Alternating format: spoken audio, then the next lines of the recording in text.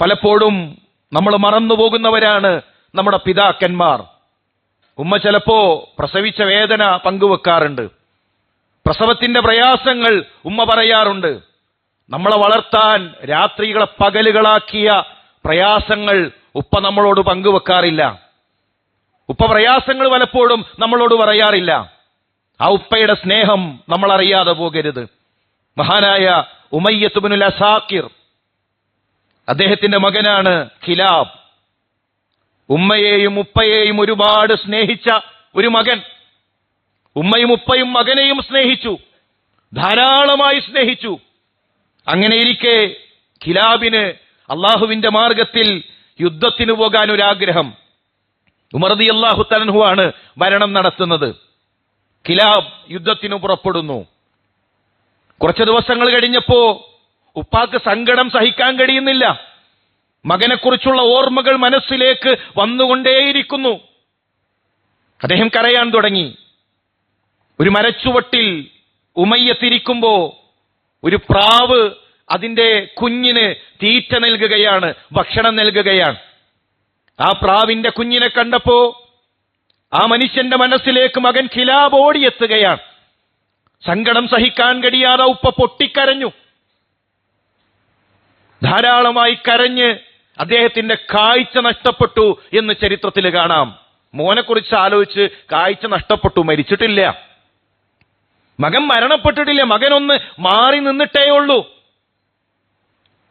ധാരാളമായി അദ്ദേഹം കരഞ്ഞു. ചരിത്രം രേഖപ്പെടുത്തി, ഇദാ ഹതഫത് ഹമാമതു ബത്ന ഉജ്ജിൻ അലാ ബൈലാതിഹാ ദക്കറ കിലാബ. ബത്ന ഉജ്ജിലെ മാടപ്രാവിന്റെ കരച്ചിൽ കേട്ടാൽ ബാപ്പ മകനെ ഓർക്കും. പ്രാവ് കരയണത് കേട്ടാൽ, ആ പ്രാവ് കുഞ്ഞിനെ വളർത്തുന്നത് കാണുമ്പോ തന്റെ കുഞ്ഞിനെ വളർത്തിയതും മോന് വേണ്ടി കഷ്ടപ്പെട്ടതും ആലോചിച്ച് ആ ഉപ്പ കരയും. ഉമർ റളിയല്ലാഹു തആല ഇത് അറിഞ്ഞു. മകനെ ഓർത്ത് കരയുന്നൊരു ഉപ്പ, മകനെ കാത്തിരിക്കുന്നൊരു ഉപ്പ. ഉപ്പാനെ വിളിപ്പിച്ചു, ഉമ്മയെയും വിളിപ്പിച്ചു. കിലാബിനെ കുറിച്ച് അന്വേഷിച്ചപ്പോൾ മനസ്സിലായി യുദ്ധത്തിന് പോയതാണ്. അദ്ദേഹത്തെയും വിളിപ്പിച്ചു. ഉമർ റളിയല്ലാഹു തആല അൻഹുവിന്റെ അരികിൽ മകൻ എത്തിയിട്ടുണ്ട് എന്നത് ഉപ്പാക്കും അറിയില്ല, ഉമ്മാക്കും അറിയില്ല. കിലാബിനെ വിളിച്ചിട്ട് ഉമർലാനെ ചോദിച്ചു, നിങ്ങൾ എന്താണ് ഉപ്പാക്ക് വേണ്ടി ചെയ്തിരുന്നത്? എന്താണ് ഇത്രമാത്രം ഉപ്പ നിങ്ങളെ സ്നേഹിക്കാനുള്ള കാരണം? എന്നേക്കാൾ ഞാൻ വില കൊടുത്തിട്ടുള്ളത് എന്റെ ഉപ്പാക്കാണ്. ഞാൻ എങ്ങനെയാണ് ഉമർ എന്റെ ഉപ്പാക്ക് പാല് കൊടുക്കുക എന്നറിയോ? എന്റെ ഒട്ടകത്തിൽ ഏറ്റവും നല്ല ഒട്ടകത്തെ ഞാൻ നോക്കി വെക്കും. അതിന്റെ അകിട് ഞാൻ വെള്ളമൊഴിച്ച് കഴുകി വൃത്തിയാക്കും. എന്നിട്ട് ആ വെള്ളം വറ്റുന്നത് വരെ ഞാൻ കാത്തിരിക്കും. എന്നിട്ട് പാല് കറന്ന് എന്റെ ഉപ്പയുടെ അരികിലെത്തിയിട്ട് ഞാൻ ആ പാല് കൊടുക്കും. ഉമർലാന് പറഞ്ഞു, എന്നാൽ എനിക്കതുപോലെ ഒന്ന് പാല് കറന്നു തരൂ. ഉപ്പാക്ക് നിങ്ങൾ ഒരുക്കുന്നത് പോലെ ഒന്ന് പാല് കറന്നെടുക്കോ? അദ്ദേഹം പാല് കറന്നു. ആ പാത്രവുമായി ഉമയ്യത്തിന്റെ അരികിലേക്ക് ഉമർ റളിയല്ലാഹു തആല ചെന്നു. ആ പാത്രം ഉമയ്യത്തിന്റെ കയ്യിൽ കൊടുത്തു.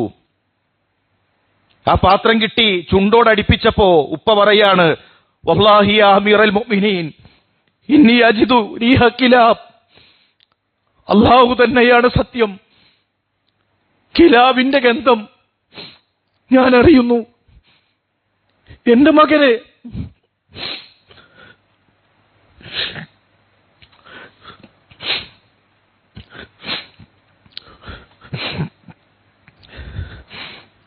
എന്റെ മകന്റെ ഗന്ധം ഞാൻ അറിയുകയാണ് അമീറുൽ മുഅ്മിനീൻ.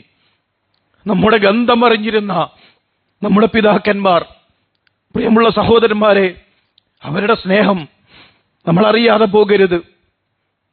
ഉമർ റളിയല്ലാഹു തആല അൻഹു അദ്ദേഹത്തോട് പറയുന്നു, ഇൽസം അബവൈക് ഫജാഹിദ്. ഉപ്പാന്റെ അരികിലേക്ക് ചെല്ല്, നിന്റെ ഉപ്പയുടെ അരികിലാണ് നിന്റെ ജിഹാദ് എന്ന് പറഞ്ഞ മനുഷ്യനെ പറഞ്ഞയക്കുന്ന മഹാനായ ഉമർ റളിയല്ലാഹു തആല അൻഹുവിനെ നമുക്ക് ചരിത്രത്തിൽ കാണാം. സഹോദരന്മാരെ, ഉപ്പയെ ഉമ്മയെ വിടാതെ കൂടെ കൂട്ടുക. അവരെ സ്നേഹിക്കാൻ നമുക്ക് സാധിക്കണം. അവർക്ക് നമ്മുടെ ഗന്ധം അറിയാം. നമ്മൾ ഉറങ്ങുമ്പോൾ കൊതിയോടുകൂടെ നമ്മളെ നോക്കി നിന്നവരാണ് നമ്മുടെ മാതാപിതാക്കൾ. അവരുടെ ചൂട് മാത്രമേ നമുക്കറിയുള്ളൂ, അവരുടെ ദേഷ്യം മാത്രമേ നമ്മൾ കണ്ടിട്ടുള്ളൂ. ഉപ്പയില്ലെങ്കിൽ പ്രിയമുള്ള സഹോദര, കണ്ണിൽ ഇരുട്ട് പടരും.